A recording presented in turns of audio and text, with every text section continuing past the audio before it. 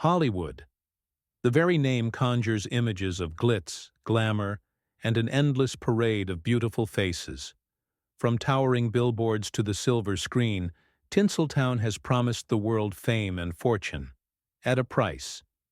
Many young dreamers arrived in Hollywood hoping for stardom, only to be confronted by an unyielding system that demanded total control of their bodies, their identities, and even their souls. One actress, in particular, stands as a haunting testament to what Hollywood can give and, just as swiftly, take away. Kim Novak. Kim Novak's story is entwined with the best and the worst of the movie business.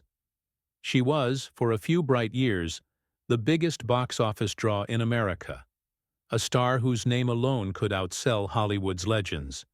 But behind her delicate appearance, behind the mythologized icy blonde persona, was a woman struggling to maintain ownership of herself. Her meteoric rise, traumatic challenges, and subsequent withdrawal from the limelight all reveal the merciless nature of an industry obsessed with image, perfection, and control. Born Marilyn Pauline Novak in Chicago in 1933, Kim Novak's childhood seemed unremarkable from the outside. Her father, a railroad clerk with strict expectations, and her devoutly Catholic mother raised their daughter in a neighborhood where they were cultural outsiders. Surrounded by a predominantly Jewish community, Novak remembers being singled out, teased, and bullied. The cruelty inflicted on her by peers included being knocked down into the snow and pelted with moldy pies.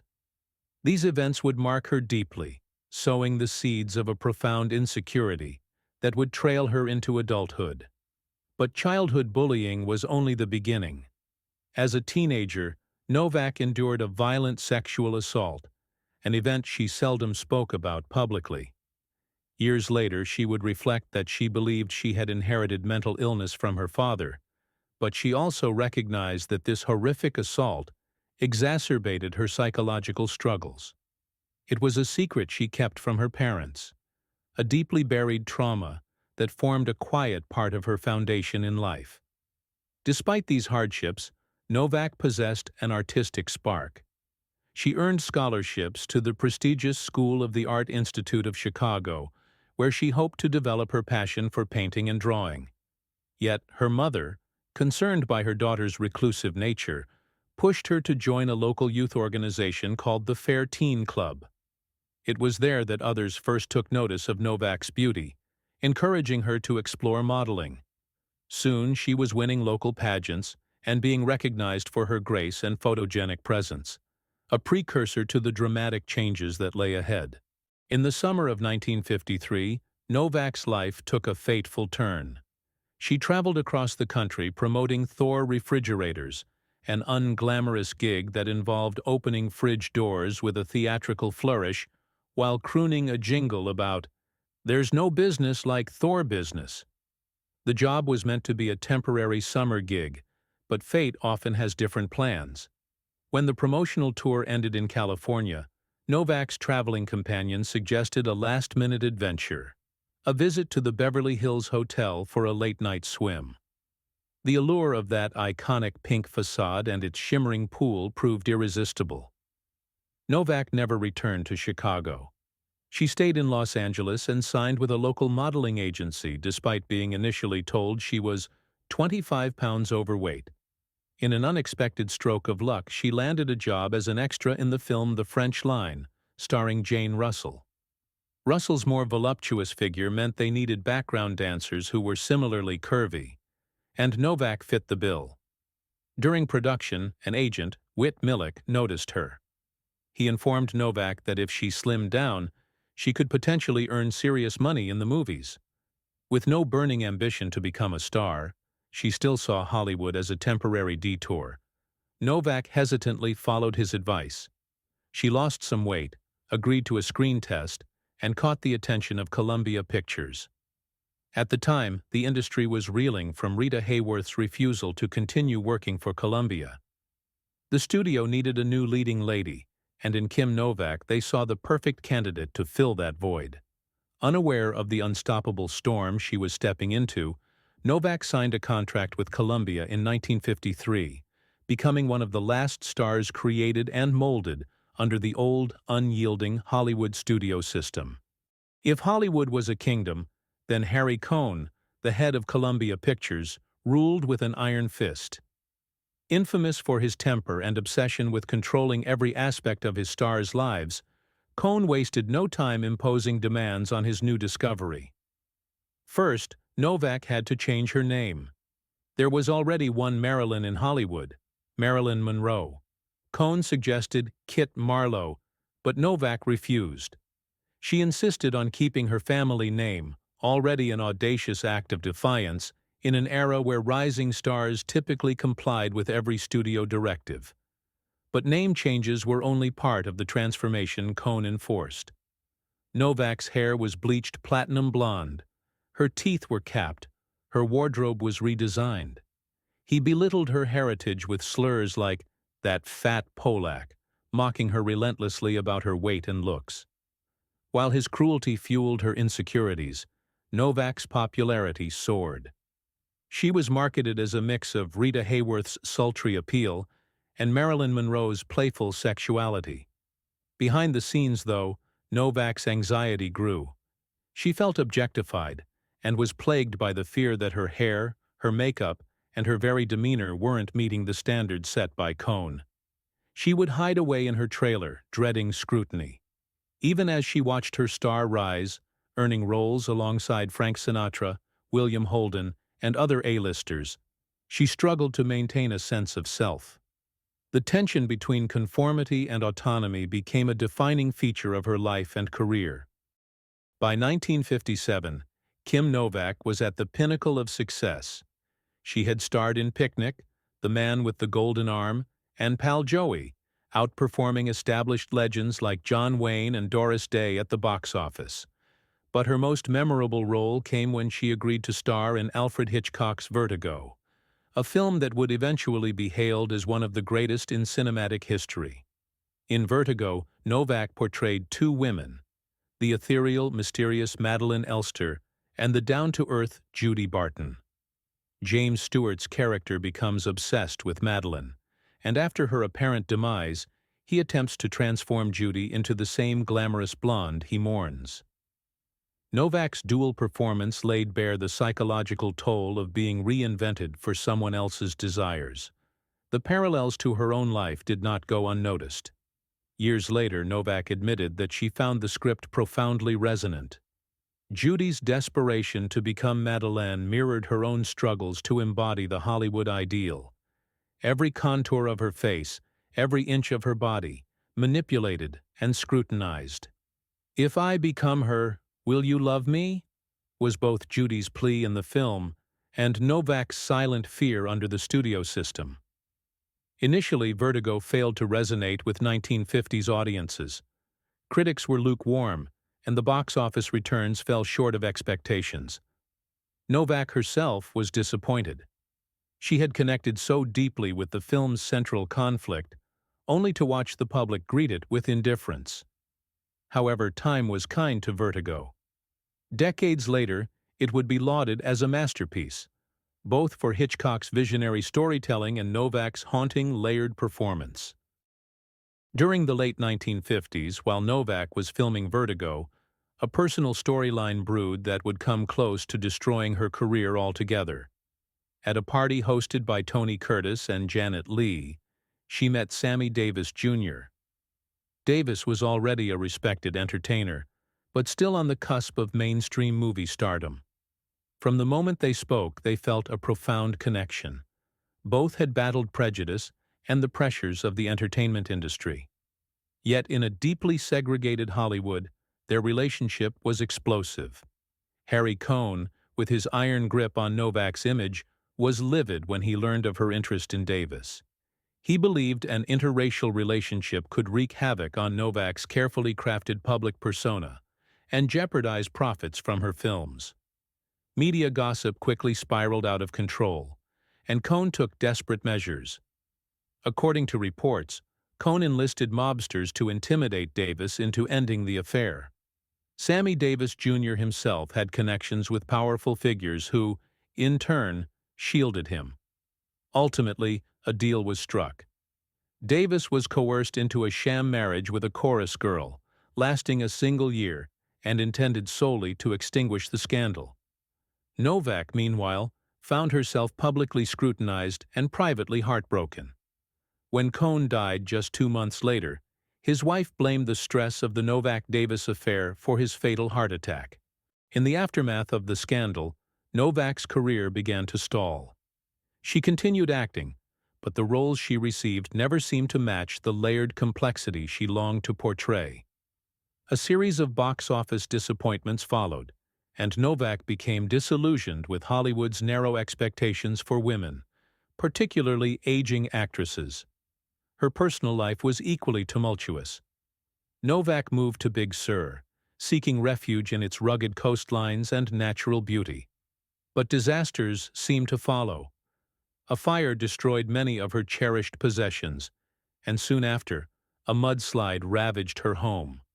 Exhausted, distraught, and feeling a symbolic push from fate, Novak decided it was time to leave Hollywood behind. She took what remained of her art supplies, personal photographs, and essential belongings, and walked away from an industry she felt had never truly seen her as a full human being. While she accepted a few roles over the next decade, most notably in The Legend of Lila Clare, a campy picture echoing elements of Vertigo, her heart was no longer in it. She recognized the cyclical pattern of control and intrusion in her life.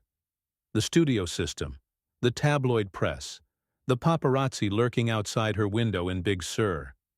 For Kim Novak, life in the limelight had become untenable, and she valued her own well-being more than the ephemeral promise of more fame. Kim Novak finally found peace far from the glare of Hollywood lights. In the 1970s, she married veterinarian Robert Malloy. They settled in rural Oregon, where Novak reconnected with her passion for art and surrounded herself with animals, horses, llamas, dogs, and countless other creatures she considered family. She and Malloy had a quiet but contented life, free from the demands of show business. Novak chose not to have children, fearing her struggles with bipolar disorder might be passed along. In later interviews, she spoke openly about her diagnosis, hoping to reduce the stigma around mental health. She also shared the coping mechanisms that helped her, particularly painting, which allowed her to express emotions she had stifled for years.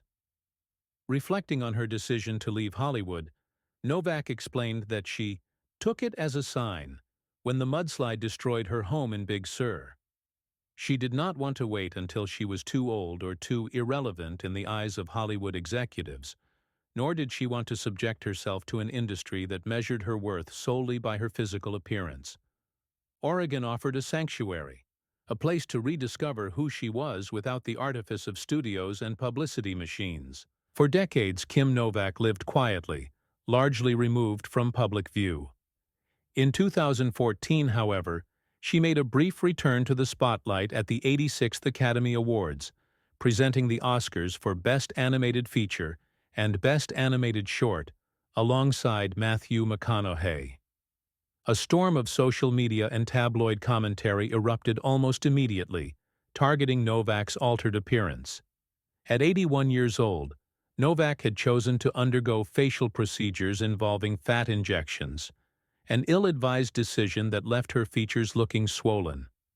The cruelty hurled at her was swift and brutal, with many mocking her changed looks rather than celebrating her lifetime of contributions to film. Even high-profile figures jumped into the fray, and Novak was left reeling from the very public shaming. In an interview shortly thereafter, she admitted feeling insecure before the ceremony. She had taken a Valium on an empty stomach, hoping to calm her nerves and shed a few pounds. Combined with the cosmetic procedure, she felt exhausted and vulnerable on stage. The hurtful remarks she received from the press and online commentators only reaffirmed what she had always felt: that Hollywood, and society at large, can be merciless toward women who do not conform to rigid beauty standards, especially as they age. Despite the pain caused by that night, Kim Novak refused to remain silent. In a subsequent interview, she revealed her motivation for speaking out. She wanted to address the broader issue of bullying. She knew firsthand the damage cruel words could inflict, recalling both her childhood traumas and the vitriolic response to her Oscar appearance. Rather than retreating once more from public life, Novak chose to stand up for herself and for others who have been shamed, mocked, or belittled. She became an advocate against bullying, particularly concerned about the younger generation, and how relentless taunting could drive some individuals to harm themselves or end their lives. Novak recognized her capacity to influence the conversation. Her iconic status might make people listen. She hoped to encourage empathy, reminding the world that behind every face, every public image, lies a complex human being capable of pain, joy, sorrow, and triumph. Novak's husband, Robert Malloy, was her greatest support. Their marriage, which began in 1976, lasted over 4 decades until Malloy's passing. She described him as the love of her life and her anchor, someone who accepted her entirely, offering a sense of security that had long eluded her. With his death, Novak confronted a grief that tested her hard-won sense of peace. Yet she persevered, turning once again to painting and to the memory of their shared life on the farm. She has spoken publicly about the nightly ritual she keeps, lighting a fire, preparing a meal that her husband would have loved, like her homemade chicken dumplings, and finding a small solace in these daily acts of remembrance. Novak understands pain intimately, but she also understands the importance of resilience. Throughout her life, she has adapted to each new challenge, forging a path toward self-preservation and authenticity. What does it mean to truly be remembered? In a profession built on illusions and fantasies, Kim Novak's greatest wish was not to be lauded for her beauty or her box office achievements, but to be seen as real. She once fondly recalled her Vertigo co-star James Stewart as a man who never let fame distort who he was. In a town full of actors living their personas, Stewart stayed grounded, humble, and genuine. Novak hoped people might say the same of her. To some film historians, Kim Novak symbolizes the tumultuous transition from the old studio system to a more liberated Hollywood. She was among the last to be subjected to the total control wielded by studio heads like Harry Cohn. Yet her career also reflects the pressures and prejudices women have long endured in the entertainment industry. From forced makeovers to the condemnation of interracial relationships, from the threat of scandal to the public scrutiny of aging bodies. Her decision to walk away from a lucrative but emotionally taxing career underscores her resilience. Many stars of her era struggled with substance abuse, breakdowns, or public humiliations at the hands of gossip columns. Novak's path was different. Though she faced mental health challenges, heartbreak, and external pressures, she found a measure of personal freedom by leaving the industry on her own terms. She continued to express herself through painting, forging a quieter, more authentic life. Kim Novak's story is about more than just one Hollywood starlet's rise and fall. It's a cautionary tale of what happens when an individual is treated as a commodity, valuable only so long as youth, beauty, and compliance remain.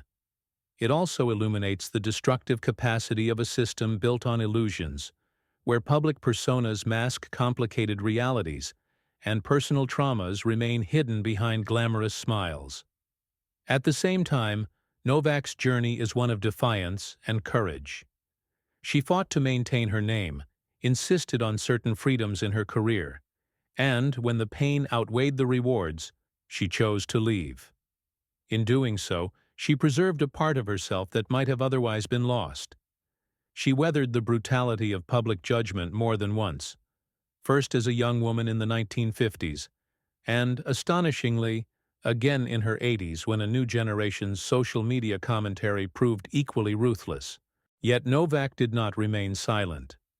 She turned her experience into a platform to raise awareness about bullying, offering a voice of compassion and empathy to a world often too quick to judge. In place of the glitz, she found joy and solace in Oregon, painting landscapes and nurturing her beloved animals, revealing that life beyond the screen is not just possible, but in many ways, redemptive. For decades, critics have re-evaluated Novak's performances, finally recognizing her nuanced portrayals of yearning and vulnerability. No longer merely the studio's blonde bombshell, Kim Novak is now lauded for her evocative, almost minimalist acting style, epitomized in Vertigo but present across her body of work. That subtlety, once mistaken for detachment, resonates today as a raw and modern take on female interiority. Even so, the scars remain. The memory of childhood bullying, the trauma of assault, the heartbreak of a forbidden love, and the invasive nature of the press all weave into the tapestry of her life. It's a tapestry Novak has refused to let be defined by others. She has picked up her paintbrush and, stroke by stroke, continued painting her own narrative, rewriting the script that Hollywood once tried to control. As we reflect on Kim Novak's journey, we see a woman who dared to walk away from an industry that often takes more than it ever gives back. A woman who faced down the relentless gossip, the controlling studio heads, the heartbreak of lost loves, the mental anguish, and the unforgiving gaze of a public forever obsessed with youth and perfection. And even after all that, she stood firmly on her own 2 feet, older yet wiser, willing to speak out against cruelty, and determined to share her truth in her own words. In a cinematic legacy overflowing with illusions and fantasies, Kim Novak's greatest gift to her audiences might be something far more profound: the quiet, determined assertion of her right to exist as herself. She reminds us that real courage is sometimes found not in the bright lights of the stage, but in the silence of self-discovery and the willingness to keep going, even after the applause has faded. Kim Novak is more than the blonde in Vertigo. She is more than the scandal with Sammy Davis Jr., more than the star who left Hollywood for a life on a farm. She is, in the end, a testament to resilience and a symbol of what it costs, and what it takes, to remain true to oneself under the unrelenting pressures of a world obsessed with appearances. May her story serve as both a warning and a source of inspiration for those who dare to dream, and those who dare to walk away when the dream becomes a nightmare.